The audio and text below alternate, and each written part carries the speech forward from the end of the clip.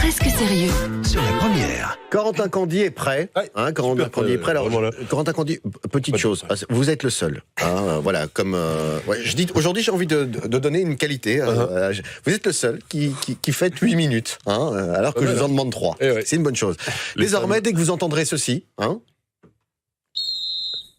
vous l'avez entendu, c'est-à-dire qu'on siffle l'arrêt de la chronique et vous passez tout de suite à la chute. D'accord ? Ouais. Alors, chrono. dans l'actualité très littéraire, amis des livres, on parle d'un nouveau livre, écrit, ou on peut parler d'un torchon même, écrit les yeux fermés par un auteur néerlandophone astigmate. Un livre qui pose une question qui tarabuste Philippe et Mathilde. Un mariage d'amour ? Eh oui, encore un futur lauréat du prix Albert Londres ou du prix Frédéric de Borsu.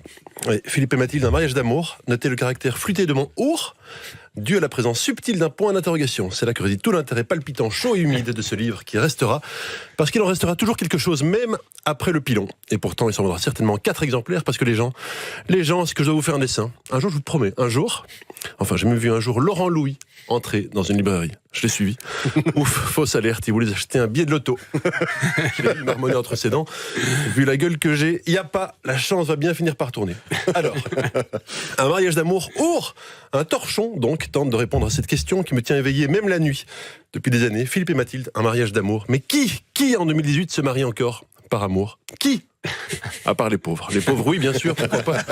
Après tout, les pauvres, les pauvres, ça ne porte pas à conséquence. Mais Philippe et Mathilde, c'est différent. Ils sont pas là juste pour s'accoupler comme des animaux. C'est du gros bonnet, Mathilde.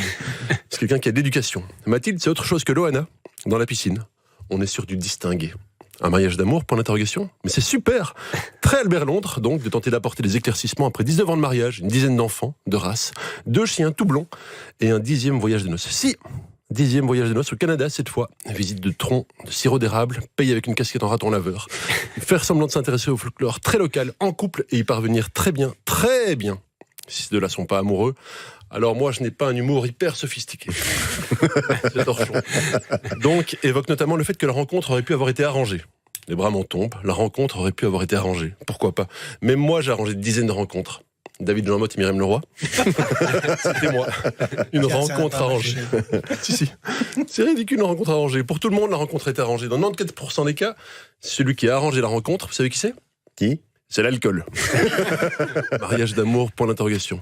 Ceux qui ont fait un mariage d'amour, s'il n'y en eut jamais, ils doivent en faire une drôle de tête après 2 ans. Je me marre, un mariage d'amour, je me marre. Au moins, avec ce mariage un peu arrangé, l'un des 2 époux a un intérêt, gros comme une maison, on va pas les royales, à se tenir à carreau. Donc il n'en eut jamais. Il l'appelle mon chéri tout le temps. Sinon, oust dehors et fuit ça. Et elle se retrouve dans le ruisseau, comme le jour où il l'a tiré. Du ruisseau. Un mariage d'amour, point d'interrogation, pardon, mais ça commence à tout remettre comme ça en question. On devrait faire ça pour tout le monde. Est-ce que la femme de Van Koenberg est amoureuse de son Jean-Claude ? Ou est-ce qu'elle cherchait surtout un homme de pouvoir, charismatique, avec beaucoup de liquide ? Et qui avait le numéro de téléphone personnel de Philippe Busquin.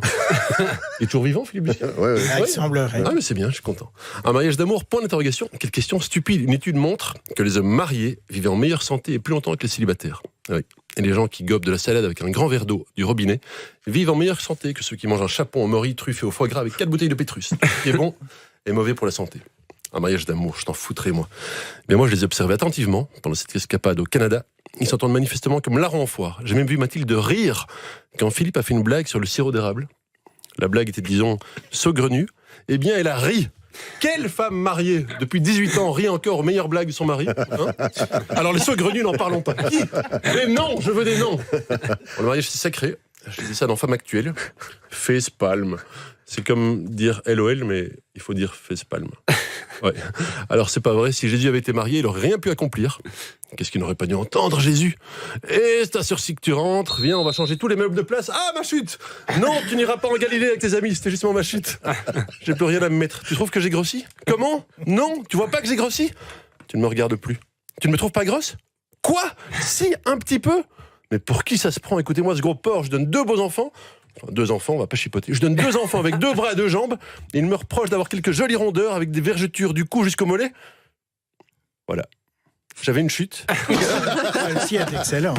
Ah, Corentin. Voilà, ce sifflet, je trouve que ça, c'est pas mal. C'est pas mal, ça. Mais je les aime beaucoup, nos souverains. Écoutez, on les aime aussi. Anoblissez-moi, je vous en supplie. On les aime aussi.